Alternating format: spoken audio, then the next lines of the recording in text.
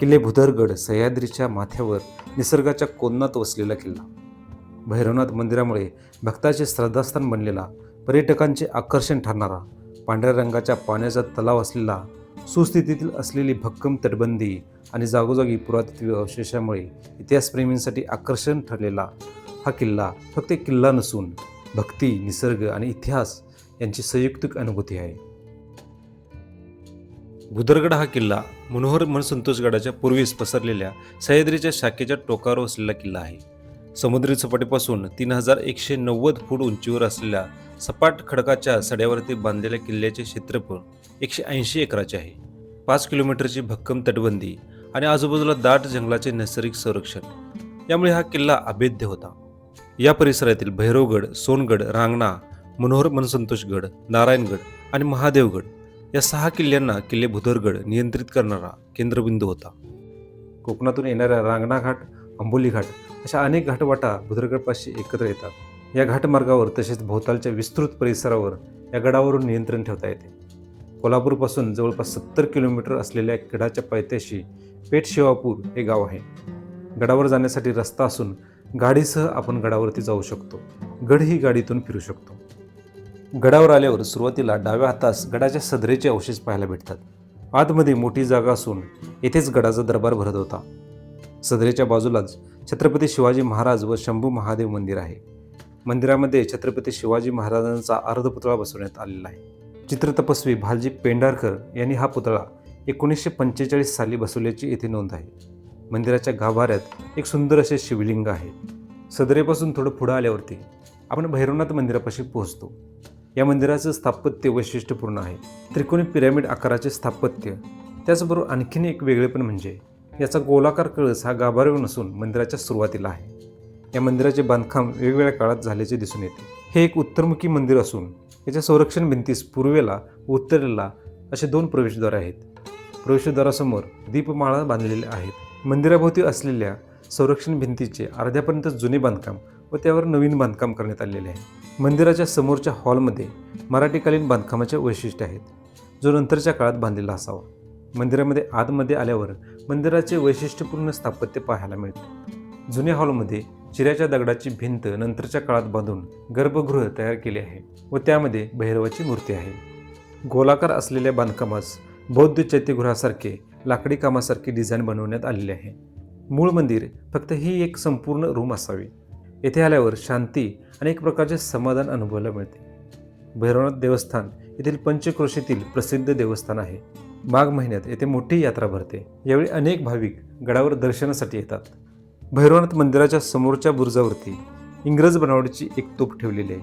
ही तोफ सुंदर अशा लाकडी चाकांचा बेस बनवून त्याच्यावरती ठेवण्यात आलेली आहे. याच्या शेजारी 2 दगडी चाके पडलेली आहेत. कदाचित ही या तोफेची मूळ चाके असावीत.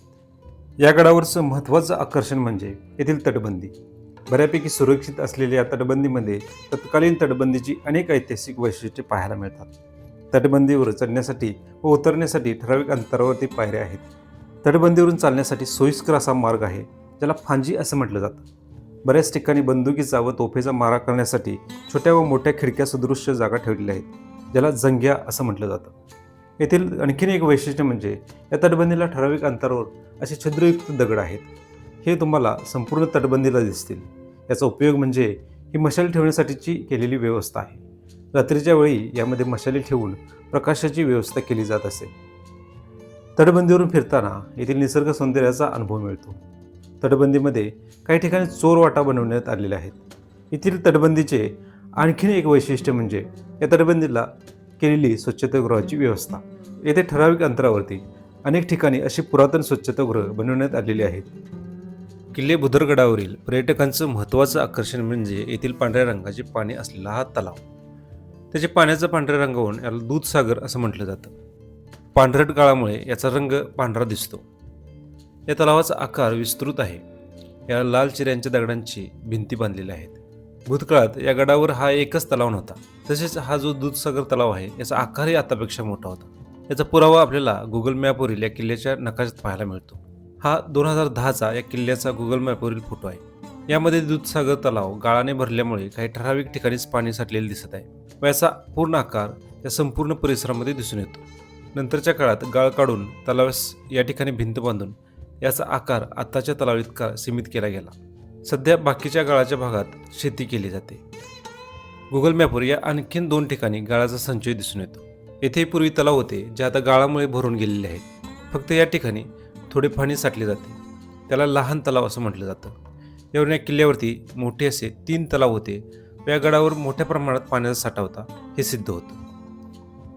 पूर्वी हे तलाव गडाच्या पाण्याची गरज भागवत असतीलच, पण सध्या उरलेला हा दूधसागर तलाव गडाच्या सौंदर्यात भर घालण्याचे काम करत आहे. या किल्ल्यावरती बरीच मंदिरे आहेत. ही मंदिरे प्रामुख्याने तलावाच्या काठावर बांधण्यात आलेली आहेत. यामध्ये महत्त्वाची 3 मंदिरे आहेत. यापैकी पहिले मंदिर म्हणजे अंबाई मंदिर. याच्या शेजारीच काही समाध्यांचे अवशेष पाहायला मिळतात. हे मंदिर पूर्णपणे भग्नावस्थेत असून त्याच्या फक्त भिंतीचाच भाग शिल्लक आहे. कदाचित हे राहत्या घराचे अवशेष असावेत.